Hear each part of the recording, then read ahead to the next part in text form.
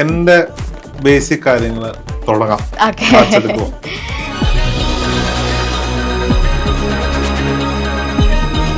Past life നോക്കാൻ പറ്റും basic ആയിട്ട്.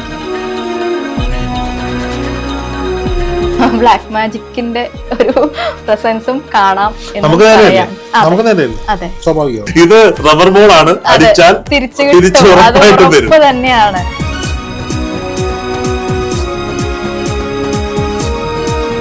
ഇത് കാർഡ് വെച്ച് കണ്ടെത്താൻ പറ്റും.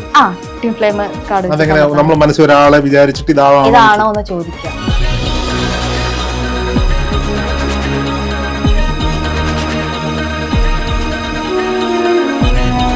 ട്വിൻ ഫ്ലെയിംസ് ലൈഫ് പാർട്ണർ ആയിട്ട് വരും, ഭാര്യയായിട്ട് വരും.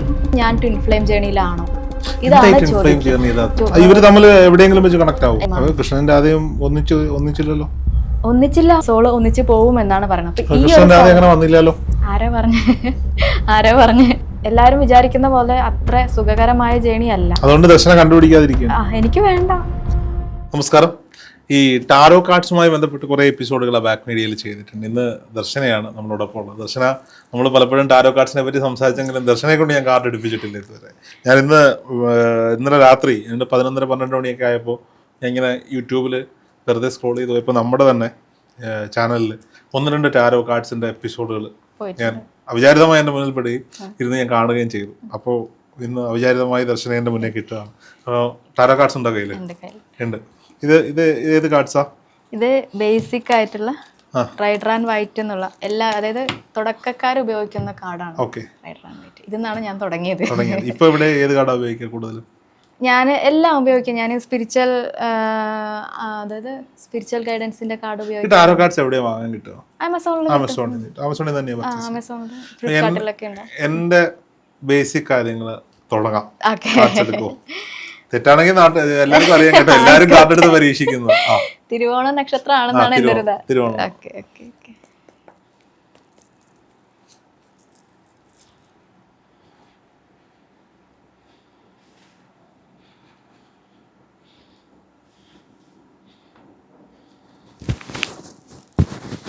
ദക്ഷിണ വെക്കാതെ കാർഡ് എടുപ്പിക്കുന്ന ഞാൻ മാത്രമേ ഉള്ളൂ.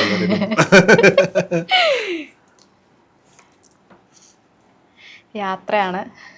ആഗ്രഹിച്ച കാര്യങ്ങളിലേക്ക് എന്തെങ്കിലും പുതിയൊരു കാര്യം തുടങ്ങിക്കൊണ്ടിരിക്കുന്നുണ്ട്. ഒരു മനസ്സിലെ ഒരു പ്ലാൻ ഉണ്ട്. അതിലേക്കുള്ള യാത്ര കുതിച്ചുകൊണ്ട്, അതായത് ചലിക്കുന്ന കുതിരയാണ്. നമ്മൾ എല്ലാ ദിവസവും പുതിയ പുതിയ പ്ലാനുകൾ ഉണ്ടാക്കി അതിന് പിന്നാലെ സഞ്ചരിക്കുകയും ചെയ്യും. എവിടെയെങ്കിലുമൊക്കെ നമ്മൾ എത്തട്ടെ എന്ന് വിചാരിച്ച് പോകും. അതെ, അല്ല, പക്ഷെ ആ ലക്ഷ്യത്തിലേക്കുള്ള വളരെ പെട്ടെന്ന് എത്താനുള്ള ഒരു കാര്യമാണ് ഇപ്പൊ പോയിക്കൊണ്ടിരിക്കുന്നത്. ഏറ്റവും പുതിയ കാര്യത്തിലാണല്ലേ? ഏറ്റവും പുതിയ കാര്യം പറഞ്ഞ എന്തോ ഒരു പ്ലാൻ മനസ്സിൽ വിചാരിച്ചു. അതിലിപ്പോ കുറച്ച് മലകള്, അതായത് കുറച്ച് കടമ്പകൾ അങ്ങനെ പോണ്ടി വരും. അതായത് പെട്ടെന്ന് ചാടാൻ പറ്റും, കാരണം കുതിര നല്ല ഹൈറ്റിൽ ചാടുന്ന കുതിര. ആ ഒരു ഇതിലാണ് പോയിക്കൊണ്ടിരിക്കുന്നത്. രോഹിത് സംവിധാനം ചെയ്യുന്ന ഒരു സിനിമ ഉടനെ ഉണ്ടാവും. ഹരേ കൃഷ്ണ, ഹരേ കൃഷ്ണ.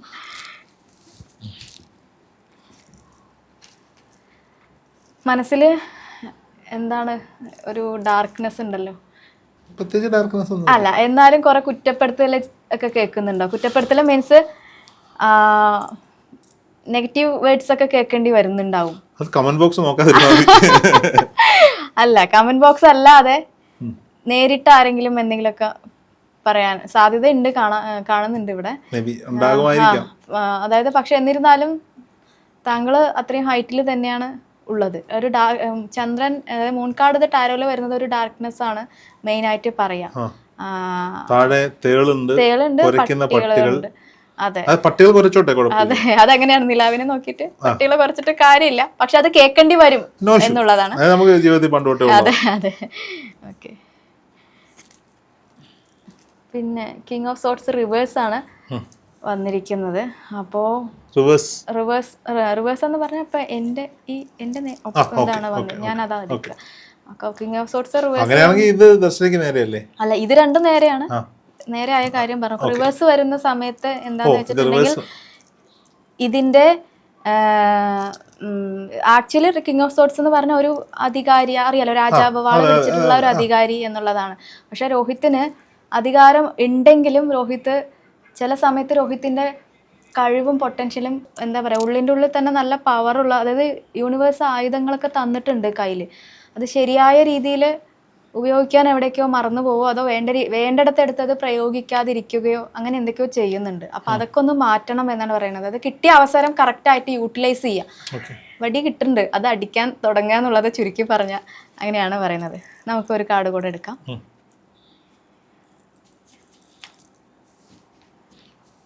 ക്യൂൻ ഓഫ് വാൻസും റിവേഴ്സാണ്.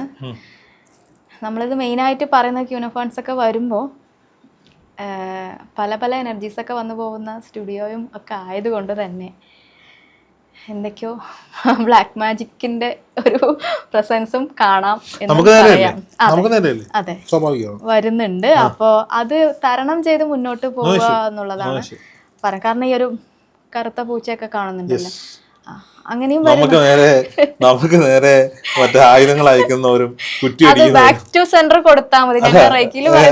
അല്ല, അങ്ങനല്ല, ഇത് നമ്മള് തന്നെയാണ് ഇതൊക്കെ ഉണ്ട്, ഇതൊക്കെ ഇവിടെയൊക്കെ ഉണ്ട് എന്ന് പറഞ്ഞ് ഓരോ ദിവസവും പറഞ്ഞുകൊണ്ടിരിക്കുന്നത്. അവിടെയൊക്കെ പോയിട്ട് നമുക്ക് നേരെ ചെയ്യുന്നവർ ശ്രദ്ധിക്കുക. ഇത് റബ്ബർ ബോൾ ആണ്, അടിച്ചാൽ തിരിച്ചു ഉറപ്പായിട്ടും വരും തന്നെയാണ്. അതെ, അടുത്തത് നമ്മള് ഫൈനൽ, അതായത് പറയുന്ന കാര്യം എന്തറിയോ, കഴിഞ്ഞ ദിവസം എന്നെ ഒരാൾ വിളിച്ചു. എന്നെ, അതായത് നമ്മള് വീഡിയോ ഒക്കെ എടുക്കുന്ന, നമ്മുടെ വീഡിയോകൾ കാണുന്ന ഒരാളാണ്. പുള്ളി നമുക്ക് വേണ്ടി എപ്പോഴും പ്രാർത്ഥിക്കുന്നു. അയാൾ എന്നെ വിളിച്ചു, രോഹിത്തിനെതിരെ ആരാന്ന് എനിക്കറിയില്ല, ഭയങ്കര പണിയാണ് ഇങ്ങനെയൊക്കെ ചെയ്തിട്ട്. ഞാൻ പറഞ്ഞ്, അപ്പൊ ഞാനിപ്പോ എന്താ ഒന്നും ചെയ്യണ്ട, ഞാൻ ചെയ്തോളാം. ഞാൻ പറഞ്ഞ ദർശനം ഇപ്പൊ വേറൊരാൾക്ക് ടാരോ വെക്കണമെങ്കിൽ ദർശനക്ക് ദക്ഷിണ വെക്കണ്ടേ? ഞാൻ പറഞ്ഞപ്പോ ദർശനം വെച്ചില്ലേ? ഇതുപോലെ വെക്കുന്ന 100 കണക്കിന് ആളുകൾ എനിക്കില്ലേ?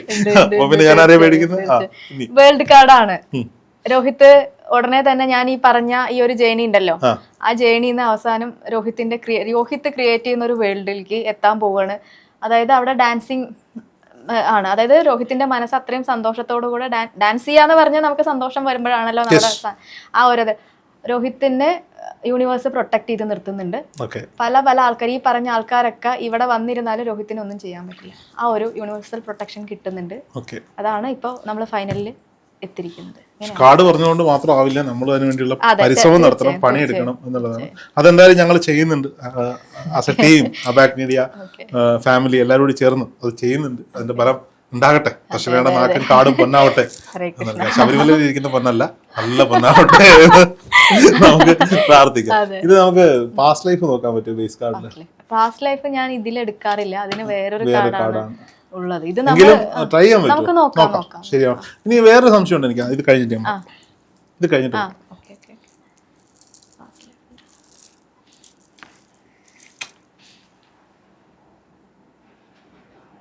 എന്തായിരുന്നു ഫസ്റ്റ് ഫാസ്റ്റ് ലൈഫ് മനസ്സിലായി. ഫാസ്റ്റ് ലൈഫിൽ എന്താ അറിയാം? ഫാസ്റ്റ് ലൈഫിൽ ഞാൻ ആരായിരുന്നു പറയുന്നത്?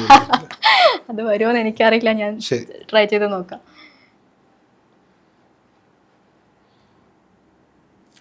ഏത് ജന്മത്താണ് എന്നൊന്നും എനിക്കറിയില്ല. ഞാൻ കാർഡിൽ 7 ജന്മം വരെ ജസീക്ക പ്രെഡിക്റ്റ് ചെയ്ത ചാനൽ ഇട്ടിട്ടുണ്ട്.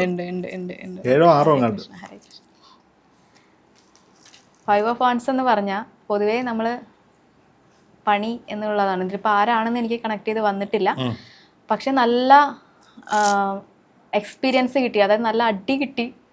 ആൾക്കാരുടെ ഭാഗത്ത് 4 ഭാഗത്ത് 5 ഭാഗത്ത് നിന്ന് ആക്രമണം വന്ന് അതൊക്കെ ഓവർകം ചെയ്ത് പുറത്തു വന്ന കാണുന്നത്. ഈ ജന്മത്തിൽ തന്നെയായിരിക്കും അതിന്റെ കർമ്മയായിരിക്കും ഇപ്പൊ അനുഭവിച്ചുകൊണ്ടിരിക്കുന്നത്. പാസ്റ്റ് ലൈഫിലെ കർമ്മയായിരിക്കും ഇപ്പൊ ക്ലോസിംഗ് ആയിക്കൊണ്ടിരിക്കുന്നത്. പ്രേക്ഷകരോടാണ്, ഇത് ബേസ് കാർഡാണ്, ഡീറ്റെയിൽ ആയിട്ട് പറയാൻ പറ്റുന്ന കാർഡല്ല. എങ്കിലും വെറുതെ ശ്രമിച്ചു നോക്കുന്നു എന്ന് മാത്രമാണ്. ഡീറ്റെയിൽ ആയിട്ട് പറയാൻ വേറെ കാർഡാണ്. അതിലാണെങ്കിൽ ദർശനയ്ക്ക് കുറെ കൂടി ഡീറ്റെയിൽ ആയിട്ട് പറയും. അത് ഞാനത് ഒരു ഇന്ത്യൻ ഒറാക്കിൾ കാർഡാണ് ഞാൻ അതിൽ നോക്കാറുള്ളത്. അതിൽ കറക്റ്റ് ആയിട്ട് വരാറുണ്ട്. എന്തായിരുന്നു ക്വസ്റ്റ്യൻ? എനിക്ക് പാസ്റ്റ് ലൈഫിൽ എപ്പോഴെങ്കിലും ഒരു സ്പിരിച്വൽ കണക്ഷൻ ഉണ്ടായിരുന്നു?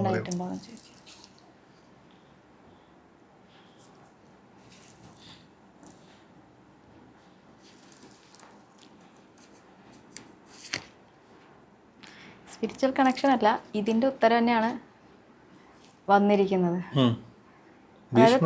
അല്ല, ഏകദേശം അങ്ങനെ ഒരു അവസ്ഥയാണ്. തളർത്തിയിട്ടിരിക്കുക എന്ന് പറയില്ലേ, കുത്തിയതിന്റെ മേലെ തന്നെ വീണ്ടും വീണ്ടും കുത്തി എക്സ്പീരിയൻസ് അനുഭവിക്കാൻ വയ്യാത്തൊരു അവസ്ഥയിലാണ് ഇപ്പോൾ ആ ഒരു ഇത് കിടക്കുന്നത്. സ്പിരിച്വൽ കണക്ഷൻ ഇതിൽ വന്നിട്ടില്ല, പക്ഷെ ഡാർക്ക് നൈറ്റ് ഓഫ് സോളിലൂടെ ഒരുപാട് കടന്നു പോയിട്ടുണ്ട്. അതായത് ഒരുപാട് ആത്മാവിന്റെ ഇരുണ്ട യാത്ര എന്ന് നമ്മളത് പറയും. എക്സ്പീരിയൻസ് ആയിട്ട് വന്നിരിക്കുകയാണ്.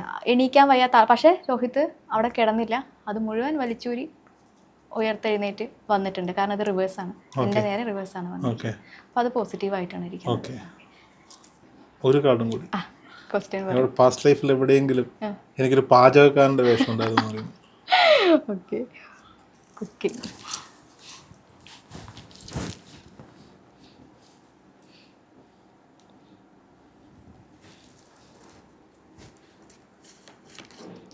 യെസ്, ഉണ്ടായിരുന്നു. മജീഷ്യനാണ് വന്നിരിക്കുന്നത്. മജീഷ്യൻ എന്ന് പറഞ്ഞ എനിക്ക് കുറച്ച് കാർഡുകളാണ് പേഴ്സണലി ഇഷ്ടമുള്ള കാർഡുകൾ. അതിലൊരു കാർഡാണ് മജീഷ്യൻ കാർഡ് എന്ന് പറയുന്നത്. നമുക്ക് ആഗ്രഹിച്ച കാര്യങ്ങളെല്ലാം നമുക്ക് ചെയ്യാൻ പറ്റും, മാനിഫെസ്റ്റ് ചെയ്യാൻ പറ്റും. കാരണം മജീഷ്യൻ്റെ ടേബിളിൽ പെൻഡക്കിൾ ഉണ്ട്, കപ്പുണ്ട്, സോഡുണ്ട്, വാണ്ടുണ്ട്, ഈ ഒരു ഇൻഫിനിറ്റി ഉണ്ട് തലയുടെ മേലെ. അപ്പം നമ്മൾ ആഗ്രഹിക്കുന്നത് എന്തും ഇദ്ദേഹത്തിന് ചെയ്യാൻ പറ്റും. പക്ഷെ ചെയ്യാൻ പറഞ്ഞാൽ വർക്ക് ചെയ്യണം. ഈ സാധനങ്ങളൊക്കെ നമ്മുടെ കയ്യിലുണ്ട്, നമ്മൾ വർക്ക് ചെയ്തെങ്കിൽ മാത്രമേ മാനിഫെസ്റ്റ് ചെയ്ത് കിട്ടുള്ളൂ എന്നുള്ളതാണ്. അപ്പോൾ ഇത് യെസ് ഓർ നോ കാർഡിനെ സംബന്ധിച്ചിടത്തോളം ഇത് യെസ് എന്ന് തന്നെയാണ്. അപ്പം ഈ ടാരോ ഇപ്പൊ കൂടുതൽ പേര് വരുന്നുണ്ടോ ടാരോ പഠിക്കാനായിട്ട്? ഒരുപാട് സ്റ്റുഡൻസ് ഈ ബാച്ചിൽ ജോയിൻ ഈ ഒരു വിദ്യാരംഭം കഴിഞ്ഞതിന് ശേഷം ഒരുപാട് പേര് ജോയിൻ ചെയ്തിട്ടുണ്ട്. പക്ഷെ എല്ലാവരും ഇതേപോലെ ഒരു സ്പിരിച്വൽ ജേർണിയിലൂടെ പോകുന്ന, അവർക്ക് കോളിംഗ് കിട്ടുള്ളൂ, പോകുന്ന ആൾക്കാരാണ്. നല്ല രസമായി പോകുന്ന ക്ലാസ് ആണ്. ടാരോ പഠിക്കാൻ എത്ര സമയം വേണം? ഞാനൊരു 3 മാസമാണ് ബേസിക്, അതായത് ഫസ്റ്റ് ലെവലിന് കൊടുക്കുന്നത്. പിന്നെ സെക്കൻഡ് ലെവല് പോകുന്നത് അത് ഒറാക്കിൾ സൊല്യൂഷൻ, അങ്ങനെയുള്ള കുറച്ച് കാര്യം സ്പെൽ വർക്കുകളൊക്കെ ഞാൻ പറഞ്ഞു കൊടുക്കും. കാർഡ് നോക്കി പഠിക്കാനും പറ്റും. പക്ഷെ ഞാനിതിൽ ടാരോ മാത്രമല്ല പഠിപ്പിക്കുന്നത്, അവരുടെ സ്പിരിച്വൽ ഗാർഡിയൻസിനെ കണക്ട് ചെയ്ത് കൊടുക്കും. ട്വിൻ ഫ്ലെയിം, സോൾമേറ്റ്, കർമ്മ, അത് കണക്ട് ചെയ്ത് കൊടുക്കും. അങ്ങനെ വേറെ കുറച്ച് കാര്യങ്ങളും കൂടെ ഞാൻ ആഡ് ചെയ്തിട്ടാണ്. അത് കുറേ പേര്, ഞാൻ എപ്പോഴും പറയാറുള്ള കാര്യമാണ്, നമുക്ക് കാർഡ് എടുക്കാം. ഇന്നും കൂടെ കുറച്ച് മുമ്പും കൂടെ എൻ്റെ ഫോണിൽ വന്നൊരു മെസ്സേജ് ഉണ്ട്, ഒറ്റ കാർഡ് ഞാൻ റീഡ് ചെയ്ത് കൊടുക്കും, യെസ് ഓർ നോ ക്വസ്റ്റ്യൻ. കാരണം ഒരുപാട് പേയ്മെന്റ് ഇല്ലാത്ത ആൾക്കാർക്ക് നമുക്കതൊരു ഒറ്റ കാർഡ് സൊല്യൂഷൻ കൊടുക്കുന്നുണ്ട്. അപ്പോൾ അവർ മിക്കവാറും അത് ചോദ്യം വരുന്നത്, ഞാൻ ട്വിൻ ഫ്ലെയിം ജേണിയിലാണോ? ഇതാണ് ചോദ്യം. ട്വിൻ ഫ്ലെയിം ജേണി എന്ന് പറഞ്ഞ മനുഷ്യന്റെ 3 യാത്രകളാണ്. അത് എല്ലാവരും ഈ ട്വിൻ ഫ്ലെയിം എന്നുള്ളത് എല്ലാവരും അനുഭവിച്ചോളണം എന്നില്ല. പക്ഷെ 3 തരത്തിലൊന്ന് കാർമിക് ജേണി എന്ന് പറയും, കാർമിക് അക്കൗണ്ട്, കാർമിക് റിലേഷൻഷിപ്പ്, പിന്നെ ഒന്നുള്ളത് സോൾമേറ്റ് റിലേഷൻഷിപ്പ്, പിന്നെ ഒന്ന് ട്വിൻ ഫ്ലെയിം എന്നാണ് പറയുന്നത്. സോൾമേറ്റ് എന്ന് പറയുമ്പോൾ നമ്മുടെ ലൈഫ് പാർട്ട്ണർ, പിന്നെ നല്ല ഫ്രണ്ട്. ലൈഫ് പാർട്ട്ണർ തന്നെ ആയിക്കോണമെന്നില്ല, നല്ല ബെസ്റ്റ് ഫ്രണ്ട്. അതായത് രോഹിത്തിന്റെ നന്മ മാത്രം ആഗ്രഹിക്കുന്ന ആ ഫ്രണ്ട് ഏതൊരു പാതിരാത്രിക്ക് വിളിച്ചാലും അപ്പുറത്ത് ഞാനുണ്ട് നിന്റെ കൂടെ പറയാൻ പ്രാപ്തിയുള്ള ഒരു, അതായത് അദ്ദേഹം എന്ത് പറഞ്ഞു, അതായത് സ്പിരിച്വലായിട്ട് അദ്ദേഹം നമ്മളെ ഒന്നും ഹെൽപ്പ് ചെയ്തോളണം എന്നില്ല.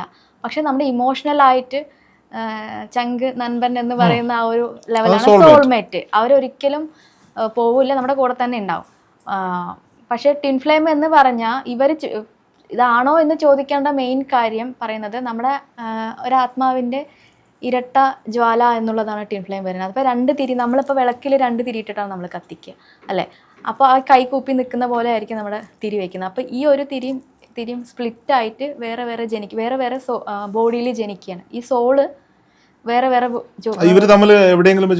എല്ലാം കണക്ട് ആവും. എല്ലാ ജന്മങ്ങളിലും അവർ കണക്റ്റായി വരും. ഉദാഹരണം തീർച്ചയായും ഉണ്ടാവും. അത് ഉദാഹരണം പറയുകയാണെങ്കിൽ നമ്മുടെ കൃഷ്ണൻ രാധ, അവർ ട്വിൻ ഫ്ലെയിം ആയിരുന്നു, അവരൊരിക്കലും പിരിയില്ല. ശിവൻ ശക്തി എന്ന് പറയുന്ന ട്വിൻ ഫ്ലെയിം ആണ്. കൃഷ്ണൻ രാധയും ഒന്നിച്ചില്ല. അതാ പറഞ്ഞത്, ട്വിൻ ഫ്ലെയിം ഒന്നിക്കണമെന്നില്ല. ഇല്ല. ഇപ്പോ അതെ അത് തന്നെയാണ്. അതായത് രുക്മിണി ഒരിക്കൽ അദ്ദേഹം രാധാറാണി ഇവിടേക്ക് വരികയാണ്, ദ്വാരകയിലേക്ക് വരികയാണ്. ഭഗവാൻ ദ്വാരകയിലേക്ക് എത്തിയതിനു ശേഷം രാധാറാണി കാണാനായിട്ട് വരികയാണ്. അപ്പോൾ രുക്മിണിക്ക് കുറച്ച് അസൂയ. അപ്പോൾ ഒരു അതെ, അപ്പോൾ രുക്മിണി പറയാണ് ഒരു പണി കൊടുക്കാന്നുള്ള തീരുമാനത്തിൽ തിളച്ച പാല് രാധാറാണിക്ക് കുടിക്കാൻ കൊടുക്കുക. അത് കുടിക്കുമ്പോൾ ഭഗവാനാണ് കൊള്ളുന്നത്. അപ്പോൾ രുക്മിണിൻ്റെ അടുത്ത് ഭഗവാൻ ചോദിക്കും, എന്തിനാ രുക്മിണി ഇത്രയും തിളപ്പിച്ച പാല് കൊടുത്തത്? എൻ്റെ കണ്ടമാണ് പൊള്ളിയതെന്ന് പറയും. അപ്പോഴാണ് ഇവർ തമ്മിൽ എത്രത്തോളം ഡീപ്പാണ് എന്നുള്ളത് അവർക്ക് മനസ്സിലാവുന്നത്. അതാണ് ഈ ടിൻ ഫ്ലെയിമിന്റെ ഒരു പ്രത്യേകത എന്ന് പറയുന്നത്. അപ്പൊ ഇവർ ഈ ചോദിക്കാൻ കാരണം മെയിൻ ആയിട്ട് എന്താന്ന് വെച്ചിട്ടുണ്ടെങ്കിൽ പൊള്ളുന്ന കാര്യത്തിലല്ല, പക്ഷെ അവർക്ക് ഒരുപാട് എക്സ്പീരിയൻസ് വരും. സെയിം ആയിട്ട് ടിൻ ഫ്ലെയിമിന്റെ ഒരു കാര്യം എടുത്ത ഈ ടോപ്പിക്കിലൊന്നും നിൽക്കും. ഞാൻ വളരെ ചുരുങ്ങിയ ഉണ്ട്, പക്ഷെ ഇത് ഏറ്റവും കൂടുതൽ നമ്മൾ കാരണം ഒരുപാട് ആൾക്കാർക്ക് ഇപ്പൊ നോളേജ് കൂടുതലാണ്. ഇപ്പൊ യൂട്യൂബ് ഞാൻ കണ്ടെത്താതിരിക്കട്ടെ എന്നാണ് ഞാൻ പ്രാർത്ഥിക്കുന്നത്. എനിക്ക് അനുഭവിക്കാൻ വയ്യ. അതിന് കുറെ ക്രൈറ്റീരിയ ഉണ്ട്. ഞാൻ കഴിഞ്ഞ ക്ലാസ്സിൽ ലാസ്റ്റ് ടൈം എൻ്റെ ടാരോ ക്ലാസ്സിൽ ഞാൻ പറഞ്ഞു കൊടുത്തത് കേട്ടിട്ട് ഒരുപാട് കമന്റ് വന്നത് ഇങ്ങനെയാണ്, ഇതുവരെ ടിന്ന് കിട്ടിക്കഴിഞ്ഞാൽ നന്നായിരുന്നു എന്ന് വിചാരിച്ചു, ഇനി വേണ്ട എന്നുള്ളത്. അതിന് 8 ഘട്ടങ്ങൾ കടന്നു പോകുന്നുണ്ട്. അതിൽ വല്ലാത്ത എക്സ്പീരിയൻസ്, അതായത് കർമ്മ നമ്മളെ പഠിപ്പിക്കാൻ, പാഠം പഠിപ്പിക്കാൻ, ഒരുപാട് ലെസൺ പഠിപ്പിക്കാനാണ് അവർ വരുന്നത്. ഒരുപാട് വേദനകൾ ഉണ്ടാവും, പെയിൻഫുൾ ആയിരിക്കും. നമ്മളെ എന്താ പറയുക, ഇപ്പോൾ ഒരു കാർഡ് ഞാൻ കാണിച്ചു തന്നില്ലേ, പുറത്ത് കുത്തിക്കട ആ ഒരു അവസ്ഥയിൽ കൂടെ എണീറ്റ് നിന്ന് ഒരു ഗ്ലാസ് അതാണ് പറഞ്ഞ് ഞാൻ ഞാൻ പറയട്ടെ. അതായത് ഇവര് ഞാൻ എന്നോട് ഇപ്പോൾ ഒറ്റ കാർഡ് എടുത്തിട്ട് ട്വിൻ ഫ്ലെയിം ആണോ എന്ന് പറഞ്ഞിട്ട് വരുന്നു എന്ന് പറഞ്ഞില്ലേ, അവർക്ക് ഇതിനെപ്പറ്റി ധാരണയില്ല. പക്ഷെ ഞാൻ ട്വിൻ ഫ്ലെയിമിനെ പറ്റി യഥാർത്ഥത്തിൽ പറഞ്ഞു കൊടുത്താൽ അവരാരും അത് വേണമെന്ന് സന്തോഷപൂർവ്വം വേണമെന്ന് പറയില്ല. അങ്ങനെയാണ്. പക്ഷെ അവസാനം ആ ജേണിയുടെ അവസാനത്തിൽ റീയൂണിയൻ സംഭവിക്കും എന്നുള്ളൊരു സത്യമുണ്ട്.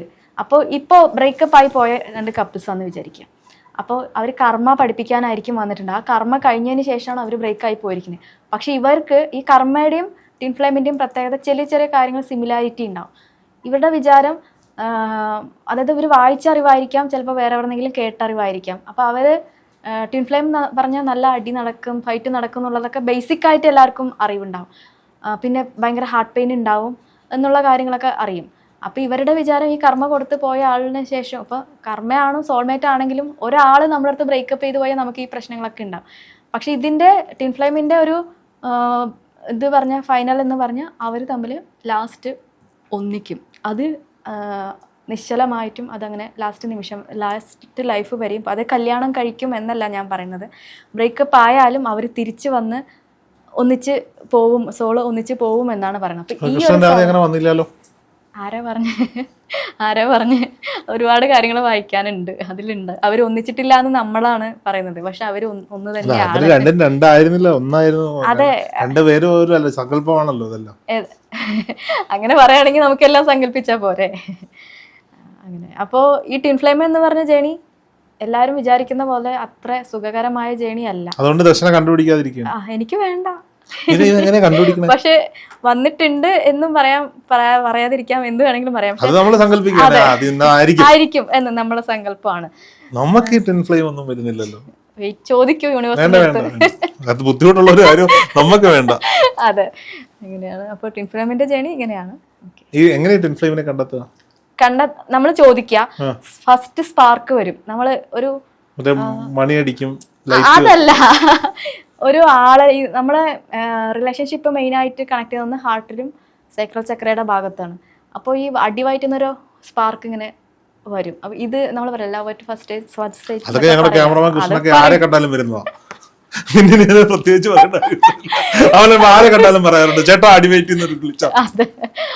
അതെന്താന്ന് എനിക്ക് അറിഞ്ഞൂടാ, അതിന് ഉത്തരം തരാനില്ല.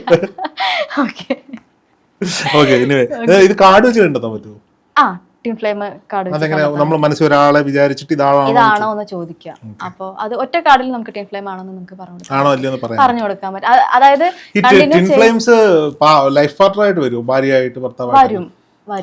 വരും. ഒരു 12 വർഷത്തിന് ശേഷം അവർക്ക് ബ്രേക്കും വരും. അത് കഴിഞ്ഞ് നല്ല രീതിയിൽ പെയിൻ കൊടുത്തിട്ടായിരിക്കും അവർ പോവുക. പോയി അവരുടെ ആ ഒരു യാത്ര, ഈ പോയ ആള് യാത്രയൊക്കെ അവസാനിപ്പിക്കും. 12 വർഷം വരെ ഒരുമിച്ച് താമസിക്കും. അത് ഭാര്യ തന്നെ ആയിക്കൊള്ളണമെന്നില്ല.